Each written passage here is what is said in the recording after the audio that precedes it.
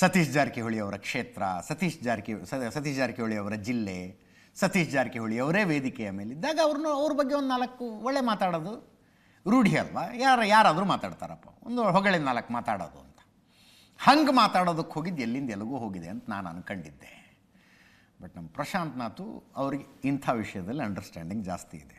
ಅವ್ರು ಹೇಳಿದ್ರು, ಇಲ್ಲ, ರಾಜಕಾರಣದಲ್ಲಿ ಯಾವುದೂ ಕೂಡ ಅಚಾನಕ್ಕಾಗಿ ಆಗ್ಬಿಡೋದಿಲ್ಲ, ಎಲ್ಲವೂ ಕ್ಯಾಲ್ಕುಲೇಟೆಡ್ ಆಗಿ ಆಗೋದು ಅಂತ.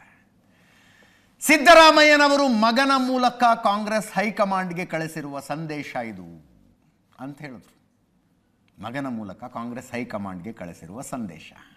ನೀವೇನೋ ಚಿಟಿಕೆ ಹೊಡೆದಂಗೆ ನೀವು ಕೆಳಗಿಳಿದು ಬಿಡಿ ಸಿದ್ದರಾಮಯ್ಯನವರೇ, ಡಿ ಕೆ ಶಿವಕುಮಾರ್ ಅವರು ಸಿ ಎಮ್ ಆಗಲಿ, ಮುಂದಿನ 2.5 ವರ್ಷ ಅವ್ರು ನಡೆಸಲಿ ಅಂತಂದರೆ, ನಮ್ಮಲ್ಲಿ ಸಿ ಎಮ್ ಹುದ್ದೆಗೆ ಟವಲ್ ಹಾಕ್ಕೊಂಡು ಕೂತ್ಕೊಂಡವ್ರು ಭಾಳ ಜನ ಇದ್ದಾರೆ ಸ್ವಾಮಿ, ಒಬ್ಬರೇ ಅಲ್ಲ ಕಂಟೆಂಡರು ಅನ್ನುವ ಸಂದೇಶವನ್ನು ಕಳಿಸಿದ್ರು ಅಂತ.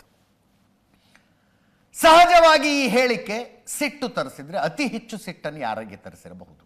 ಅಫ್ಕೋರ್ಸ್ ಡಿ ಕೆ ಶಿವಕುಮಾರ್ ಅವರು ಒಬ್ಬರಿಗೆ ಅನ್ಕೋಬೇಡಿ ನೀವು. ಹಿಂದೊಂದ್ಸಲ 2.5 ವರ್ಷದ ಮಾತುಕತೆ ಆಗಿದೆ, ಇವರು ಅರ್ಧ ಅವಧಿ ಮುಗಿಸಿದ ನಂತರ ಡಿ ಕೆ ಶಿವಕುಮಾರ್ ಅವರು ಮುಖ್ಯಮಂತ್ರಿ ಆಗ್ತಾರೆ ಅನ್ನೋ ಚರ್ಚೆ ಎಲ್ಲ ನಡೆದಿದ್ದಾಗ ಡಾಕ್ಟರ್ ಪರಮೇಶ್ವರ್ ಮಾಧ್ಯಮದ ಮುಂದೆ ಹೇಳಿಕೆ ಕೊಟ್ಟಿದ್ರು, ನೀವೇ ಡಿಸೈಡ್ ಮಾಡ್ಕೊಂಡ್ರೆ ನಾವ್ಯಾಕಿದ್ದೀವಿ ಇಲ್ಲಿ ಅಂತ. ಡಾಕ್ಟರ್ ಪರಮೇಶ್ವರ್ ಹೇಳಿಕೆಯಾಗಿತ್ತದು.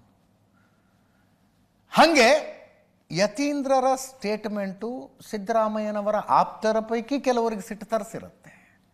ಬಟ್ ಅತಿ ಹೆಚ್ಚು ಸಿಟ್ಟು ಮುಖ್ಯಮಂತ್ರಿ ಸ್ಥಾನದ ಫ್ರಂಟ್ ರನ್ನರ್ ಆಗಿರೋ ಡಿ ಕೆ ಶಿವಕುಮಾರ್ ಅವರಿಗೆ ಬಂದಿರುತ್ತೆ. ಯತೀಂದ್ರ ಅವರು ಈ ಹೇಳಿಕೆ ಕೊಟ್ಟ ದಿವಸ ಅವರು ಮಂತ್ರಾಲಯದಲ್ಲಿದ್ದರು.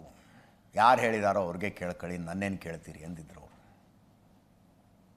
ಇವತ್ತು ಮಾಧ್ಯಮಗಳು ಮತ್ತೆ ಕೇಳ್ತವೆ, ಅಷ್ಟು ಸುಲಭವಾಗಿ ಹೇಳೋದಕ್ಕೆ ಬರೋದಿಲ್ಲ, ಅಷ್ಟು ಸುಲಭವಾಗಿ ಬಿಡೋದಕ್ಕೆ ಬರೋದಿಲ್ಲ.